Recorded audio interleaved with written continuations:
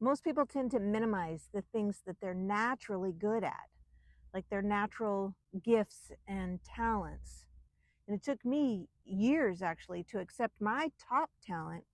And when I first saw it, I was actually really disappointed. I'll tell you what changed.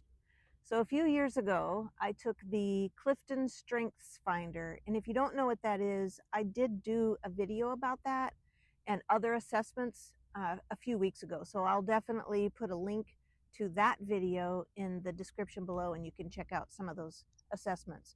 But my number one talent came back as recognizing beauty and excellence. I was so disappointed. I was hoping that my talent or my top gift would be something that I could point to and clearly share with the world.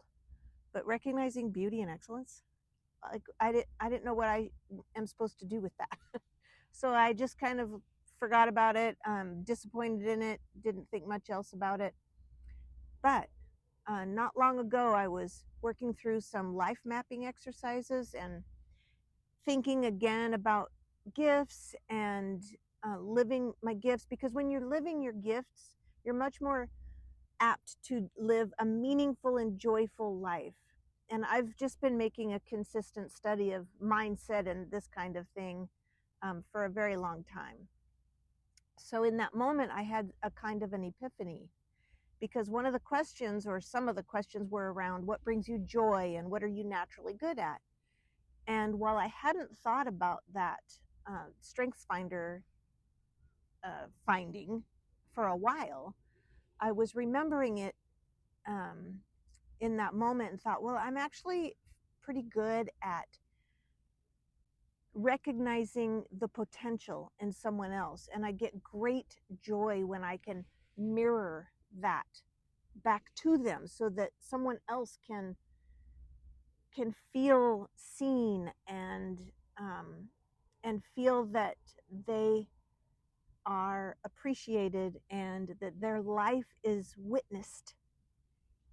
And while I hadn't been thinking about the top talent that I was disappointed in that reflection time, I was thinking about what does bring me joy and what I feel like I just do naturally. I don't know that I ever thought of it as a talent or a gift, but I know that I do that. I tend to see the potential in other people. And especially if the other person doesn't see their own potential, I love to point that out and to make it known to them, or to somehow reflect it back to them and help them to feel recognized, if that makes sense.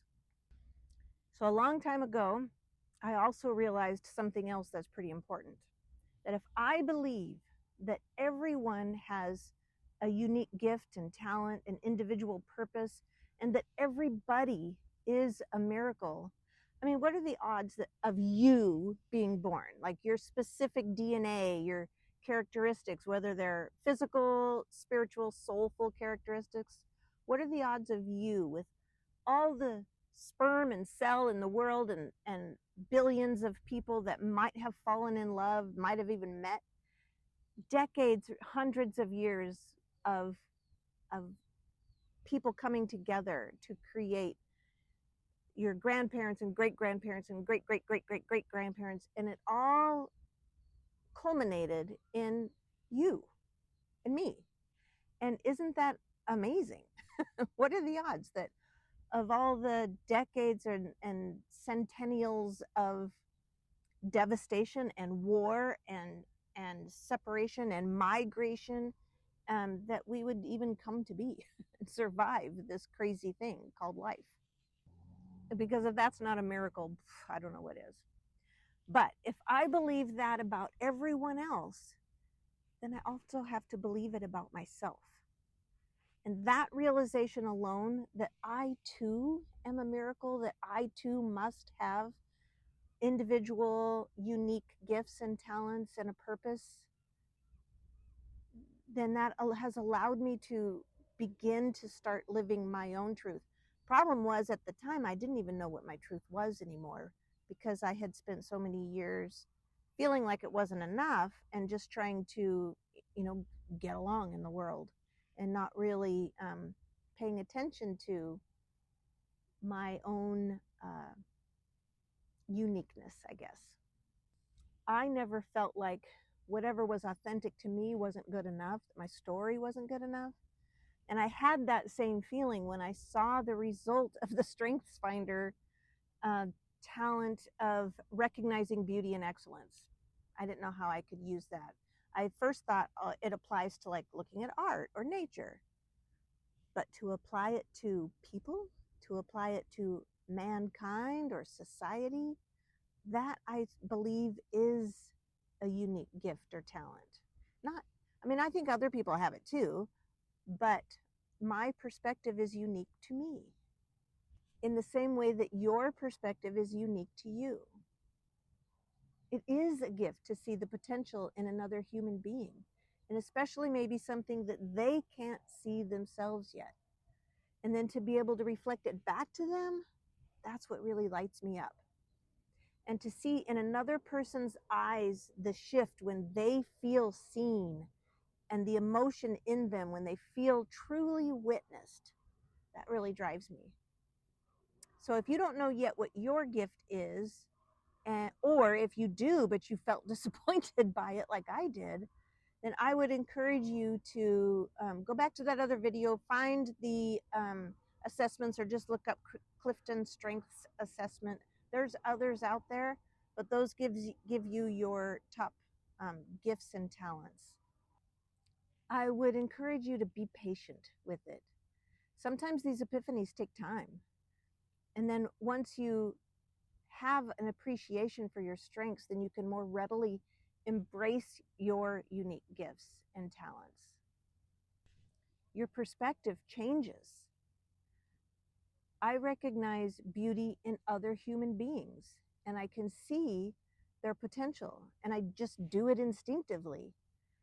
I mean, I'm not like, clairvoyant or anything. I'm not saying that, but I just feel people deeply. So my invitation for you is to stick with it. Take those assessments. It's not about labeling you, but it's just about discovering what comes naturally to you, and to start appreciating it, and to develop it, and to highlight it in your day-to-day life. Even if it turns out you're not happy with the outcome of any particular assessment, or that you are, don't let it stop there. Keep it in your heart, keep it with you, and look for ways that it shows up in your daily life. As you move through your life, more and more light will shine on that one thing, because you're aware of it and you're looking for it at that point. But once we can open up our hearts and let go of our limiting beliefs, and let go of the need for certainty, that's when doors are going to fling open even faster. They just flung open super slow for me. But I would encourage you to take some of those assessments, and they're fun and they're interesting, and they each take maybe roughly 30 minutes. I would allow a good 30 minutes if I were you. And if you're like me, you'll find it so interesting. And look for the thread through all of them, and see where they overlap. Mostly, I would encourage you to just be curious about it. Get curious. You may feel like you already know exactly how it shows up and what it already means in your life, but try to consider the question, what else could it mean?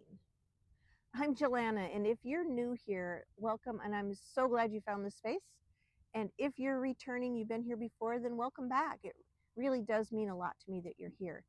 I'll be back next week, and I hope you will too. I'm Jelana. I'll see you then.